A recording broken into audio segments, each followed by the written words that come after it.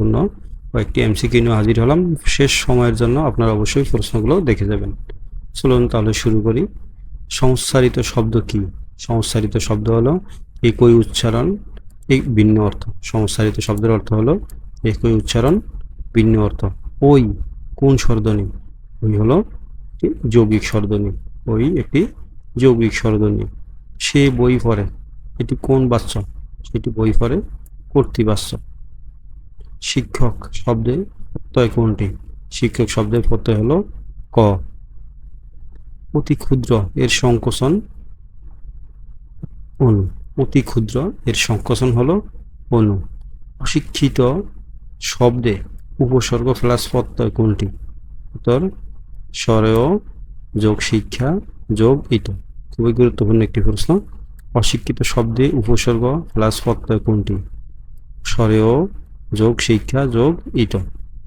যাহারা পরিশ্রম করে তাহারাই সফল হয়। কোন ধরনের বাক্য? জটিল বাক্য। কোন ধরনের বাক্য? জটিল বাক্য। স্যারেরা আপনারা একটু খেয়াল করবেন, এখানে হলো যাহারা তাহারা এরকম যদি বাক্য থাকে, যারা তারা, তারপর হলো যে সে, এই ধরনের প্রশ্ন থাকলে এগুলো হয় সবসময় কি? জটিল বাক্য। যেখানে নদী আছে সেখানে মানুষ বাস করে, এটি কোন বাক্য? এটি জটিল বাক্য। যেখানে সেখানে, এখানে সেখানে বা এগুলো হলো কি? জটিল বাক্য। অতি যোগ উত্তম, অতি যোগ উত্তম, উৎসর্গগুলো অত্যুত্তম। নির্মল এই বিপরীতার্থক শব্দ হলো মলিন। নির্মলের বিপরীতার্থক শব্দ মলিন। What is the main idea of the passage? Education develops thinking and values. Acquisition means the gain. Acquisition means the gain. Education helps to develop knowledge and value. Education helps to develop knowledge and value. Antonym of expand, the control. Antonym of expand, the control. Antonym of transparent means opaque. Transparent বা opaque. Antonym হলো বিপরীত শব্দ এবং synonym হলো প্রতিশব্দ। এটা আপনারা জেনে নেবেন। He is one of the boys who are playing. Who are playing. Run in, I run daily. এটা হলো একটা ভার্ব। I run daily. এখানে রান শব্দের অর্থ, রান হলো একটি verb. He did not come, এটা কোশ্চেন, এটা হলো অ্যাড এ হি। দেখেন একটা কোশ্চেনের রুলস হলো যদি বাক্য নেগেটিভ থাকে তাহলে পজিটিভ করতে হবে। তাহলে আমার নট আছে, এটা নেগেটিভ। এখানে আমার অক্সিলারি ভার্ব আছে, তাহলে had he. She is fond of music. She is fond of music. Breakdown means collapse. Breakdown means collapse. Phishing কি? ফিশিং হলো প্রতারণামূলক তথ্য চুরি, অর্থাৎ তথ্য চুরিকে ফিশিং বলা হয়। ডিজিটালি এনাবল্ড কলেজ মানে প্রযুক্তি নির্ভর প্রতিষ্ঠান। ডিজিটাল এনাবল্ড কলেজ মানে প্রযুক্তি নির্ভর প্রতিষ্ঠান। এলএমএস এর পূর্ণরূপ লার্নিং ম্যানেজমেন্ট সিস্টেম। এলএমএস এর পূর্ণ নাম হলো learning management system. ICT ethics মানে প্রযুক্তির সঠিক ব্যবহার। আইসিটি ইথিক্স মানে প্রযুক্তির সঠিক ব্যবহার। বুকমার্ক এর কাজ হলো ওয়েবসাইট সংরক্ষণ। বুকমার্ক এর কাজ হলো ওয়েবসাইট সংরক্ষণ। ডিপিআই ব্যবহার হয় ছবির রেজুলেশন নির্ধারণে। ডিপিআই ব্যবহার হয় ছবির রেজুলেশন নির্ধারণে। PDF merge.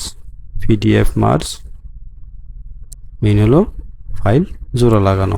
ফাইল জোড়া লাগানো অর্থাৎ একটার সাথে আরেকটা ফাইল জোড়া লাগিয়ে হলো পিডিএফ মার্জ। এমএস পাওয়ার পয়েন্টের নতুন স্লাইড যোগ করতে হয় কন্ট্রোল এম দিয়ে। এমএস পাওয়ার হলে নতুন স্লাইড যোগ করতে হয় কন্ট্রোল এম দিয়ে। অ্যানিমেশন ব্যবহার করা হয় টেক্সট অবজেক্ট মুভমেন্টের জন্য। বাংলাদেশ সংবিধান প্রণীত হয় 1972 সালে। বাংলাদেশ সংবিধান প্রণীত হয় 1972 সালে। একটি গুরুত্বপূর্ণ প্রশ্ন। IMF এর পূর্ণরূপ ইন্টারন্যাশনাল মনিটারি ফান্ড। IMF এর পূর্ণরূপ হলো ইন্টারন্যাশনাল মনিটারি ফান্ড। ব্রিক্স এর বি কোন দেশকে বোঝায়? ব্রিক্স এর বোঝায় ব্রাজিলকে। Bricks Brazil,